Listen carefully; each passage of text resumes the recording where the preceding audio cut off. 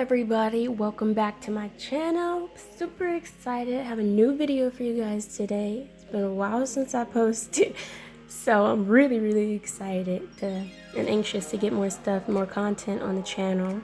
So I'm working really diligently on filming some more videos, editing them, and also I have some videos I haven't put out yet that I'm in the process of editing as well, that I also want to put out in upcoming weeks. So should definitely be having new content up, and I'm trying to be a little bit more diligent about consistently posting and having a set schedule. So today for you guys, I have a watercolor portrait, and one thing I can say is I always go back to watercolor because watercolor is the first medium I ever learned how to paint with. And I feel like when I first started using watercolor, I didn't know much about it, anything actually about it, and I just kind of went for it. And I definitely had like a lot of difficulty because I didn't have any knowledge of kind of the way the medium worked. So a lot of the stuff that I learned is just kind of like through trial and error, just figuring it out and through many illustrations. And I started working with watercolor in I think my first illustration class I took in college, and that one was like, that was an experience for me. And in that class I think there was a lot of people who were using various different types of mediums. So I thought that was really interesting, and that's kind of where I learned about a lot of the mediums that are out there, because previously I didn't really know too much about like wash, acrylic, and oils and stuff like that, or the way they looked and kind of how they operated. So that kind of like opened my eyes to different mediums, and it allowed me to be a little bit more prepared when I took my next illustration class. But yeah, this past spring I took an illustration class, and it was based on material. So each assignment, my teacher assigned us a certain medium to use. So like one time it'll be acrylic, another time it might be gouache, another time it'll be like ink. And we couldn't do any digital work in that class, which was like very different from the previous illustration class I took, where I was doing all digital work. So I got so used to being in that like mind state where I was just like working digitally, and like this convenience, to working digitally, because you make a mistake, Command Z, and it's done. So when you get so used to doing that, it is kind of hard to switch back into like the traditional medium, because then you make a mistake and it's like, oh damn, I can't press Command Z to like undo it. So that can be kind of like, oh my gosh, makes you like antsy sometimes. But I've been really enjoying like getting back into like traditional drawing and painting, because I just feel like it's really fun. Like I love digital and traditional work equally, but they also are very different and provide like different like experiences when you're actually doing it. So for today's illustration, I did a portrait. I've been focusing a lot more on portraits because I feel like that's something I have like a real interest in. And there's a certain, for me, sometimes simplicity in portraits. Whereas illustrations typically it's kind of, you're telling a story within your piece. And I feel like also with portraits you can tell a story, but it's more singular in the sense that that main thing or that main person on your paper is the focus, and there's something within that I really enjoy and like. So for this one, I got inspiration, of course, from Instagram. I found a picture of this woman with these locks, beautiful locks, and kind of inspired me to do this sketch. And one thing in doing this piece that I was like super eager to like paint was the hair, because for me, I feel like even though it is a portrait of a person, the hair for me was just like one of the main focus, like where I really wanted your eye to go to. Like I really wanted you to see all the details, all the colors and stuff that I put into that to make it look the way it does in the end. So I started with really light gray value as kind of like my base layer, and then I went into the face a little bit and did a really light kind of like tan brown color from, I believe I used burnt sienna. And then throughout that process I'm going back and forth between her face and neck and her hair. And then later on I get to her shirt, which you'll see. But it took a really long time because it was a lot of in the first stages of this process, just like building the colors up. And for me, typically when I'm working with watercolor, that's kind of how the process is, where it's just a lot of just kind of like time spent like maybe adding a darker value to a color to make it a little darker, and then build upon that, and then add another darker color, and then build upon that, just so you can kind of get a range in colors and in values. So I use tons of different shades of gray within her hair before I kind of got to the like darkest color that you're gonna see in the final results. And also another thing I did within the hair that I like that you'll also see later on is I added like hints of blue in there, and I felt like that was like the best thing I could do because the hints of blue really made it pop. And I made sure to do it just like here and there, not too much so it's not overwhelming, to where kind of like when your eye is moving around the piece, you kind of spot the blue within her hair. And I think that's just like really cute, like an interesting like element that I added that really makes it like, it takes the piece just a little bit further. And I definitely, while I said, of course, the hair was my favorite part, I definitely struggled a little bit with her face. But I think that had more to do with lack of supplies. I've been kind of lazy in terms of going to the store and picking up some other colors in watercolor. So I was kind of working with limited supplies in terms of making different values for the skin tone. And kind of like the same process I have with the hair where I build up the colors, I did the same thing for the face. I started kind of with the lightest color, and then from there I kind of add more darker colors to build it up and give it a little bit more depth. Oh, I don't know if I said it before, but I'm so sorry if you hear my fan. My computer is currently overheating a little bit. Nothing to be concerned with. I'm just exporting a really large Maya file, so yeah, there's that. But yeah, I'm just right now going back into the hair, adding more details.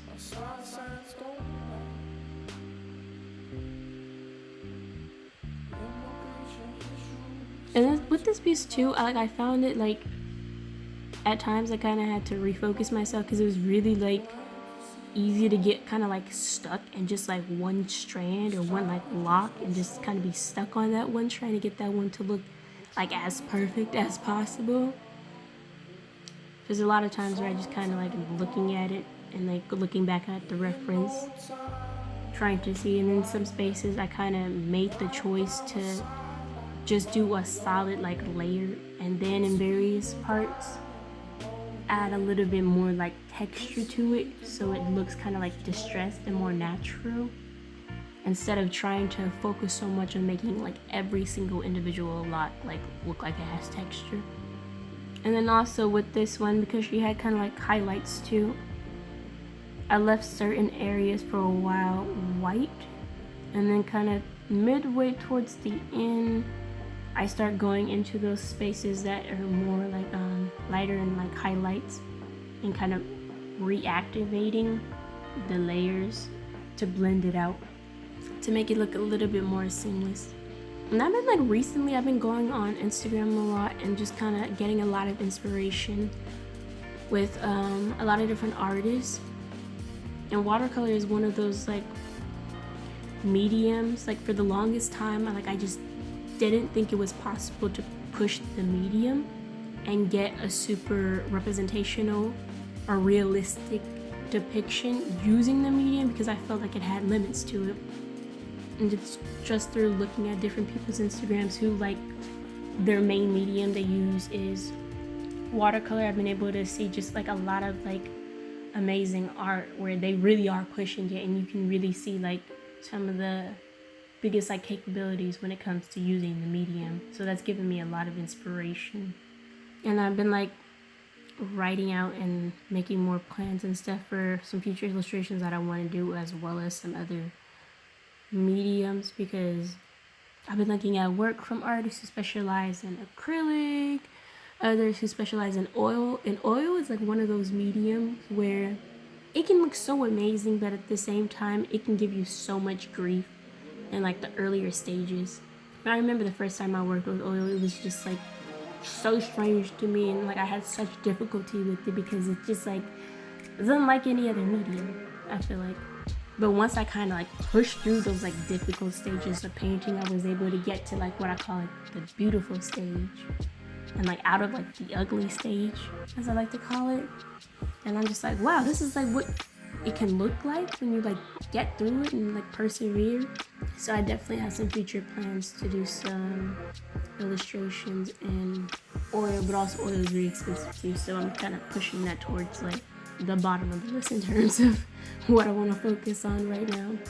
But definitely I have some future plans to work with, as I mentioned, acrylic, ink. I also want to get into like more pen sketches too, and like pen illustration. It's another thing I've been seeing that I think would be really interesting to try. In addition to that, I'm trying to make some future plans as well to use different things to actually paint on. Like in the future, I want to paint some skateboards and t-shirts and hoodies and stuff like that. So I'm planning on eventually purchasing like fabric paint so I can paint on clothing, and then various little items that I know I'm gonna need when it comes to painting on skateboards. But yeah, if I haven't mentioned it also too, please like, share, comment, and subscribe. It is greatly, greatly, greatly appreciated. And yeah, also too, excuse the lighting. I think I filmed this like, if not in the evening, like at night. So it was pretty dark, so. And the lighting kind of like sucks in the area that I like to work in, so I typically have to bring like a little plug-in lamp to kind of bring in some more light, but I feel like that still is not enough. Like I need some extra like lighting to help like brighten it up. But yeah, still going into the hair. I'm just building that up.